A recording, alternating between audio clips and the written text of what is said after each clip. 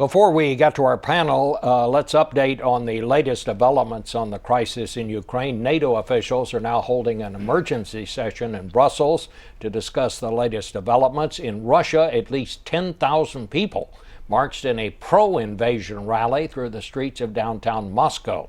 We're joined now again by David Ignatius of the Washington Post, along with Danielle Pletka of the American Enterprise Institute. David Martin, we asked him to stay back, and we're also joined by Michael O'Hanlon of the Brookings Institution. Danielle, let me just start with you. You heard Secretary Kerry, you heard Secretary Hagel. This is a morning when we heard a lot of news. I mean, a lot of developments here this morning. What did you make of what the Secretary said this morning? Well, I thought the Secretary's rhetoric was very strong, and the President's rhetoric was very strong. The problem really is that you've got to match strong rhetoric with strong actions. I don't mean military actions, but I do mean a decisive message to the Russians, more than just words, that is going to stop them in their steps, stop them not only from moving further into Crimea, but moving into the rest of Ukraine. Well, he had some strong words there. He said, you know, he talked about the G8, he talked about these various things they can do. What can you do beyond that? I think there are a lot of options for the United States and for our NATO allies. First of all, there are economic sanctions.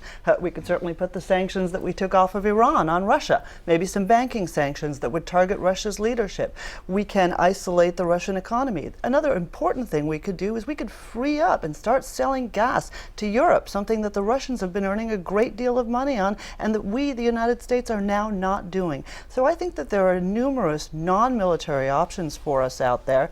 The problem is, I don't think that the president right now is very credible. And I think that Putin thinks he's got Obama's number. And so he's going to do what he wants to do and dare the president for the next step. Michael, what's your take on Secretary Kerry this morning? I thought he was very good, but I guess overall the point I'd want to emphasize, I'm a little more relaxed about this than most people for a couple of reasons. First of all, as bad as what Putin has been doing may be, he hasn't killed people.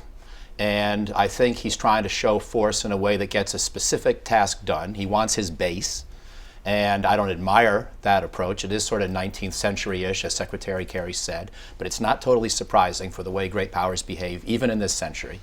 And on top of that, we do have a pretty strong set of potential economic sanctions, and Putin knows it. And we've gotten a lot better in the last 10 years at applying sanctions, largely because of the Iran experience. We know how to go after the banking sector. We know how to go after visas and personal accounts of leaders in Russia if we need to.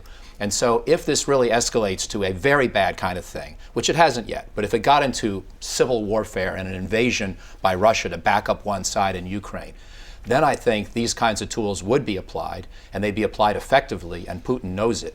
So I'm relatively confident he won't go there. You know, I want to pick up on something you said a while ago, David, and that was you said this, when you come around down, this is Putin's problem. It's not the problem of the West. Well, obviously it has repercussions for the West, but give me a little more detail on that. If we look back several months, we see that Putin has been facing a rebellion on his border in Ukraine, which is a country of absolutely crucial strategic importance to Russia. Many Russians feel a deep kinship. That's where the Orthodox Church was born. We've seen a movement turning west toward Europe.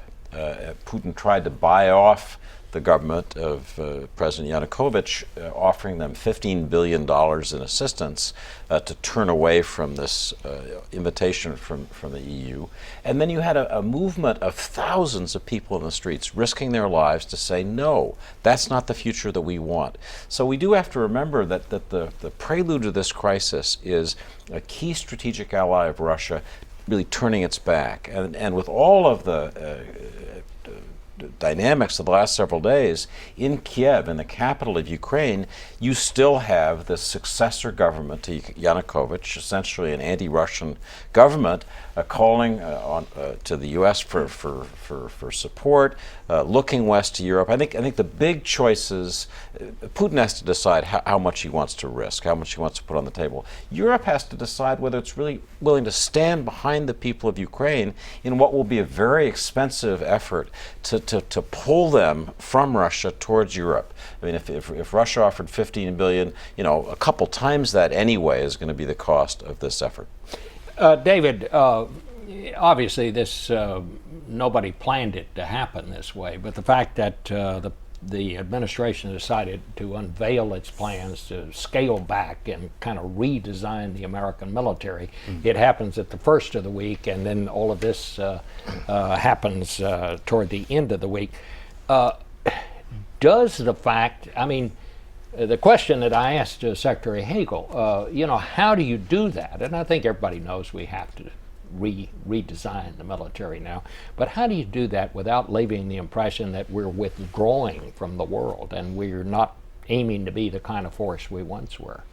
Well, first place, even if the plan were to keep the Army at its peak of 560,000, which is what it was at the height of Iraq and Afghanistan, there still wouldn't be any military options in Ukraine. So the plan to go down to 450,000 would not change your options in a place like Ukraine. The map dictates those options. But you still have the perception that you're going to a smaller force.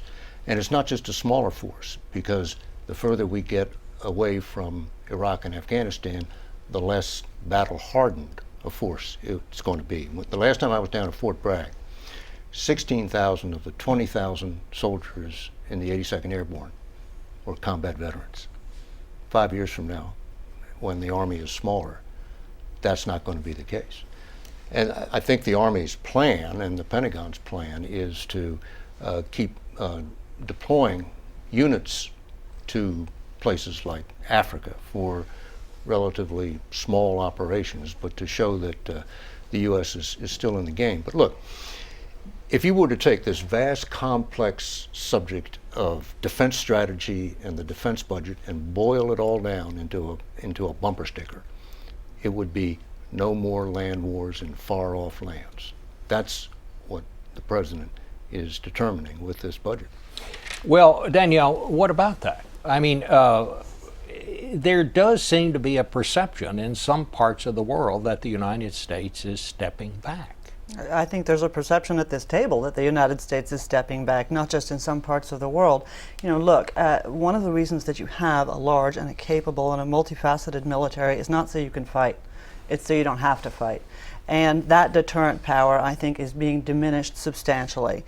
In addition, I'm hearing from inside the Pentagon that we're going down to numbers as low as 380,000 after the 450 that you mentioned. These are numbers that will make it impossible for us to engage not just in large-scale wars in one place, but in small-scale conflicts. People like Vladimir Putin know it.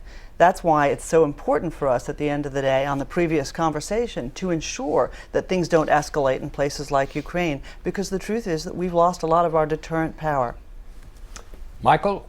Well, I'm comfortable with the 450,000 number, but I share Danielle's concern about where this could go next. If sequestration kicks back in 2 years, even the 2015 budget, which is dangerously close to sequestration, unless the increase that Obama and Hagel are requesting actually happens. This is a prescription for getting the Army down to 400,000 active duty soldiers and less. It's a lot of numbers. I know it's hard to grasp at what point you really get to a new threshold of capability. Let me put two missions on the table for you. We need to deter another Korean war. North Korea has 10 nuclear weapons, and they're probably trying to go up. Some people think of that as anachronistic. No, deterrence in Korea is as important as ever, which means you want the capability to handle that conflict along with our South Korean allies if it happens. Secondly, you've got to be ready for these smaller missions. And I guess I said there's just another one. There are a lot of other possible ones, everything from a residual force in Afghanistan. What if we do get Israeli-Palestinian peace? That's going to require Americans to be part of an implementation force. What if we ever do get a peace deal in Syria? It seems off the charts now, but are we going to let this place blow up forever? And that may require international peacekeepers, including some Americans. So you go down the list. I think 450 is okay. We go much lower, I start to get very well. And we haven't even talked about in the Pacific and what happens there. We're talking about a pivot toward the Pacific, but as I understand it, Secretary Hagel is also talking about reducing the number of ships in the Navy.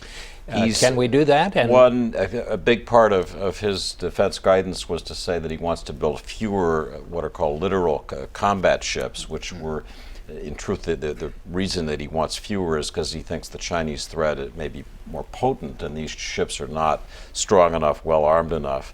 I think if Secretary Hagel was to give his budget speech of last Monday today after the events in Ukraine and Crimea, it might have a slightly different tone. I mean, it's not as if the difference between 450,000 or 425,000 troops is the key signal. It's the way in which the United States backs up its statements so that they're credible. And I think, looking at this situation, President Obama does have a credibility problem. He talks about a red line in Syria for chemical weapons, and then he lets it be blurred. He says that Russia will have to pay costs if it intervenes in Ukraine, and then within hours, the military intervention begins. So at some point, this issue of credibility and having the force and more the resolve to use it, I think, is crucial for the administration.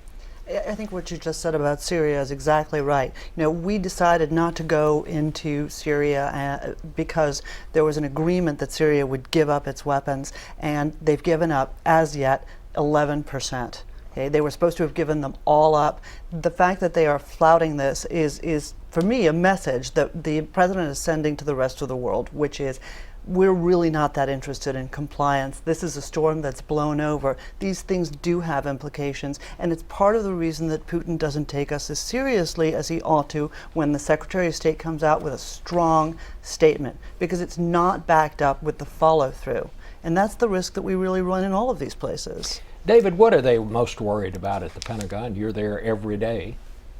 Well, in terms They're of the worried budget, about you being there every day. in terms of the budget, what they're worried about is that sequestration is still the law of the land starting in 2016, and all of these cuts we've been talking about are just the beginning of really deep cuts if sequestration comes back in. So, but I'd like to just respond to the thing about Putin not taking us seriously. I mean, we had Hungary in '54, Czechoslovakia in '68, and Georgia in 2008. When the Soviet Union or Russia feels like the countries on its periphery are threatened, it takes action. And I don't think it really is determined by who's in the White House. But we don't have a policy that Russia is allowed to have a near abroad. Okay? That was the Soviet policy. And at the end of the day, if we're willing to tolerate the notion that Russia has to dominate its neighbors, we have to ask ourselves where that stops. If we're willing to tolerate the notion that Russia somehow has a say over where there's a Russian minority, even a substantial one, then we're looking at countries that are frankly part of NATO. We're looking at countries that we have an obligation to defend. We need to be decisive here so that they're not encouraged to go further. All right. Well, I think we're going to end it there. We could probably talk all afternoon. Maybe we could all have brunch or something and work this out. Very, very enlightening this morning. Thanks to all of you on a very serious and a very important weekend.